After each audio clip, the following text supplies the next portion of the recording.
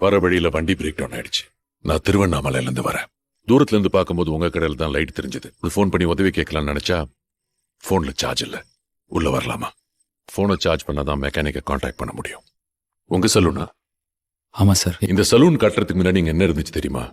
ஒரு பெரிய அரச மரம், ஆயிரக்கணக்கான கிளிகள் தங்கி இருந்துச்சு. வரும்போதெல்லாம் வண்டியை நிறுத்தி கிளிகளுக்கு தீனி போட்டு தான் போவேன். இப்ப வந்து பார்த்தா எல்லாமே மாறி இருக்கு. போன் சார்ஜர் இருக்குமா சார்? இந்த ஐபோன் சார். பக்கத்துல ஒரு மெக்கானிக் தெரியும். இஃப் யூ டோன்ட் மைண்ட் என்ன டிராப் பண்றீங்களா? அந்த லெஃப்ட்ல போ. இங்க நிறுத்திக்க. இந்த இடத்துல எப்படி சார் இவ்வளவு கூட்டம்? அவன் எங்க கடை வச்சாலும் கூட்டம் அவனை தேடி வரும். அவன் இடத்த நம்பி ஆரம்பிக்கல, அவனை நம்பி ஆரம்பிச்சிருக்கான். திருநெல்வேலியில இருட்டு கடை பத்தி தெரியுமா? கரண்டே இல்லாம இருட்டுல ஆரம்பிச்சது. சரி, இருட்டு கடை கோயில் எங்க இருக்குன்னு கேட்டா இருட்டு கடைக்கு எதிர்க்க இருக்குன்னு சொல்லுவாங்க. ஒருத்தன் நினைச்சா தன் திறமையால ஒரு லேண்ட்மார்க்கே மாத்த முடியும்ன்றதுக்கு அது உதாரணம். எப்படி இருக்கு? சூப்பரா இருக்கு. இதான் ஏன் இவ்வளவு கூட்டம் வருதுன்னு.